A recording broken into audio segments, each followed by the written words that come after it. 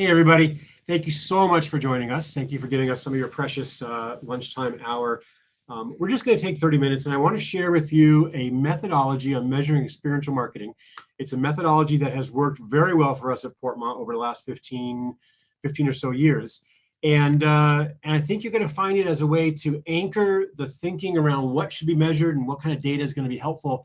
This will really ring true for you. So let's think about the idea. Let me get the presentation up for you. Let's think about this idea of data and what we're trying to collect.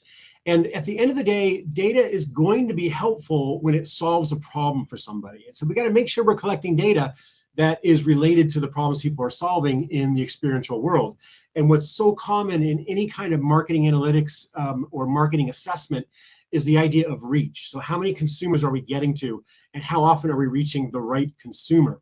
That's a fundamental question when you're doing any kind of ad buy, whether you're talking about radio, print, television, or the like. And it needs to be as relevant for experiential marketing so our stakeholders can compare the two, to compare our marketing to the other marketing options that they have. So how often did we reach the right consumer is one of three key questions that we recommend you use to kind of anchor your thinking around what to measure with experiential marketing. And you're going to find that that works really well with the stakeholders that have come up through the marketing world on the media side. So they think about it in the context of consumer targeting. They think about things in the context of reach. Gross rating points are metrics they're familiar with. And so we want to give them the same thing in experiential. So we position a question such as this. Now, there's another kind of stakeholder as well that is more focused on sales. They're more focused on the foot traffic into the store. They're interested in number of people going to the dealership lot. They really want to know product moved. And depending on the category you're working in and depending on what you're doing, that can mean a number of different things. And we'll go into that in a little bit more detail in a few seconds. But at its core, we're trying to answer the question is, when is the campaign creating intent where it didn't previously exist? So we've got a purchase cycle and we're moving people through that purchase cycle. And so in the earlier stages, it's attitudinal. In the later stages, it's behavioral.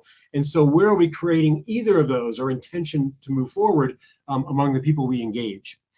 And the third question that we think you should anchor all of your experiential measurement around is value.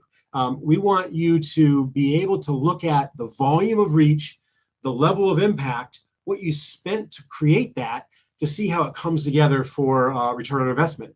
And this is going to resonate with those that are making big decisions around the money. They're making decisions around, should I have large national campaigns or lots of individual campaigns? Should I be targeting this demographic over that demographic? Should I be in one market versus another?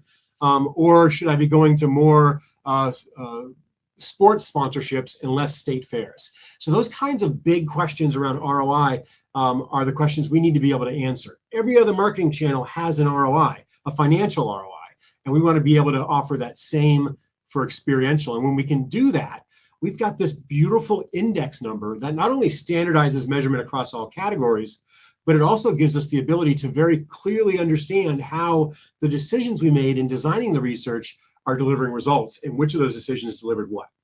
So let me take this one step further and share with you what that looks like in practice. The reach and the impact will come together to help you derive a value or an ROI. And the model I'm going to walk you through is detailed, but not too detailed.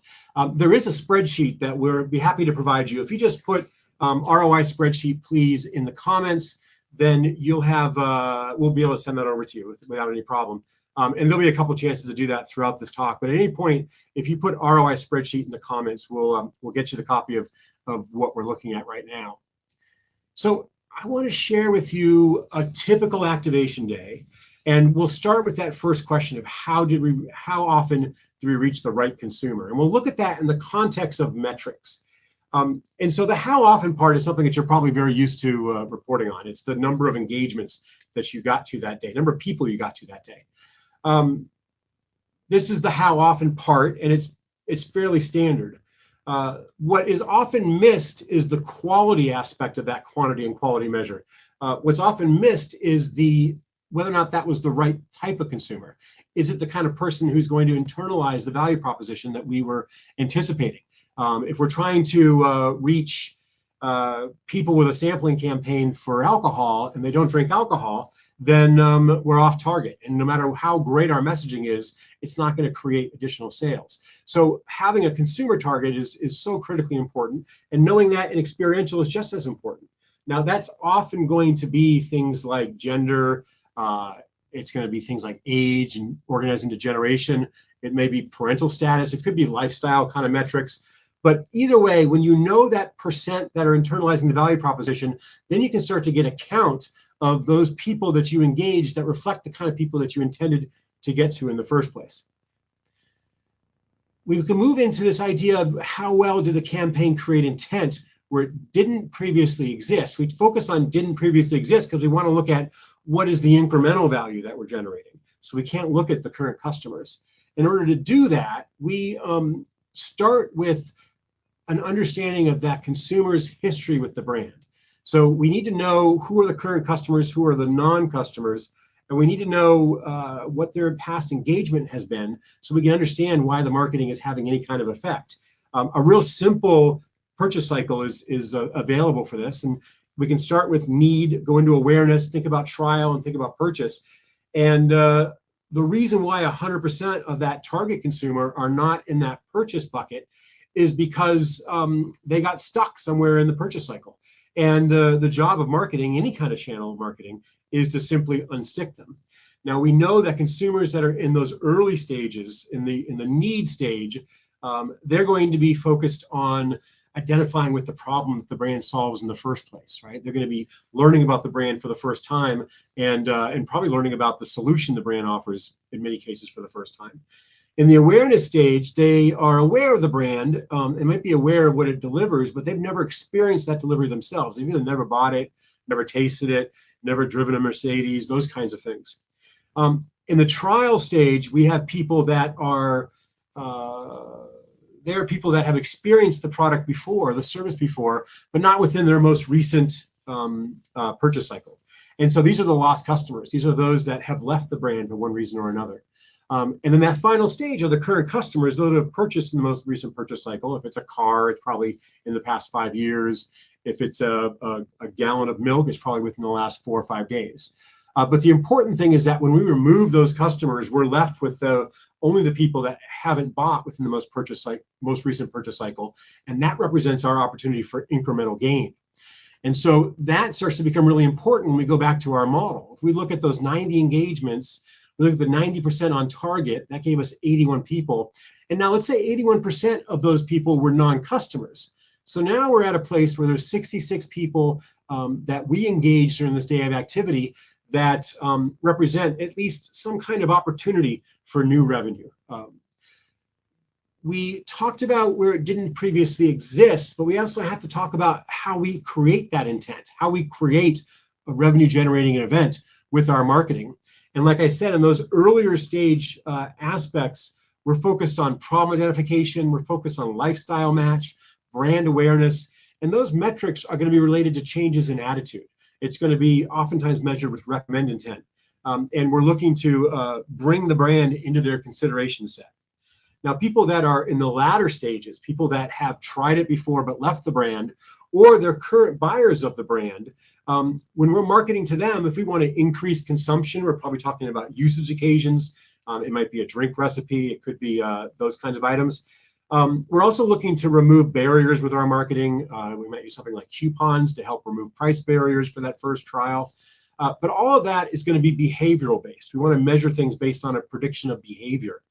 And that change in behavior is going to be most often be measured with purchase intent. And so when we have that information, when we have the idea of where they are, what part of that is incremental, and then how we've moved them through the purchase cycle by measuring recommend intent and purchase intent, we're now able to apply that to our model. We're able to take those 90 engagements, which resulted in 81 people on target. We had 66 people that were non-customers, and now we have 78%, hypothetically, of consumers, of these non-customers who are leaving the event, who haven't purchased in the past purchase cycle, and are now telling us they're going to purchase in the future. And those 51 people represent an opportunity, most specifically, to generate that incremental revenue. Now, we can't take those 51 on face value, because a key issue in overall with any kind of reporting of future behavior is that people don't always do what they say they're going to do. It's very common for people to overstate. It's actually universal that they'll overstate and over predict what their future behavior will be. The beautiful thing about that, and the thing that creates really a non-problem for us, is that everybody does that equally and universally. So while that's an error in the data, it's very standardized. And so once we understand how to control for that error, we can create a metric that allows us to bring down those 51 people and identify how many we can reliably say actually purchased. And there's an industry method to do that. It's called the basis modeling. And it's been around for quite a while, since the 70s. And it basically looks at how did they answer the purchase intent question, and then what do we know when we look at survey response data versus actual behavior down the road. What are those multipliers like? And so, for example, somebody who said they definitely would buy, 75% actually end up buying. Now, this is a very large generalization because there are lots of variability among different types of industries.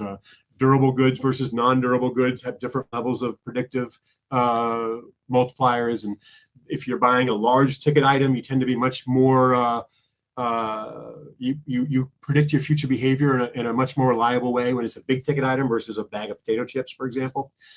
But we can standardize across all of that for our purposes here and start to look at what those are across how they answered that question, purchase intent question.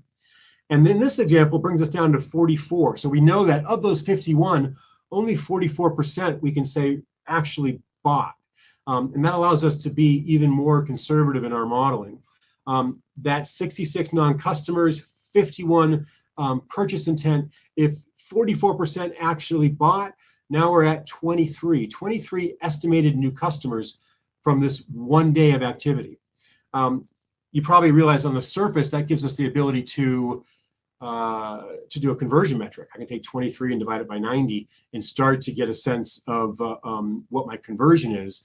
But I want to bring that to a financial value. I want to measure the return on investment. So the first thing I have to do is put a value against what those people are worth and what that means for the day of activity.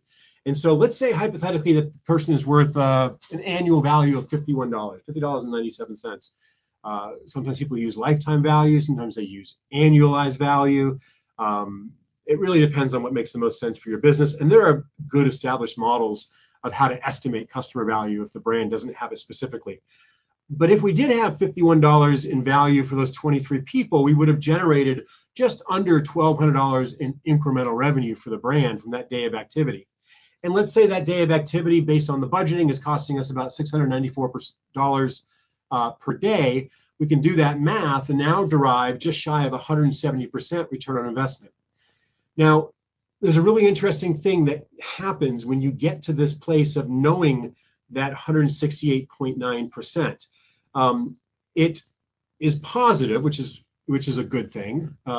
Anything over 100 is going to be a positive return. So a way of interpreting this is saying that for every dollar spent, $1.68, $1.69 was produced.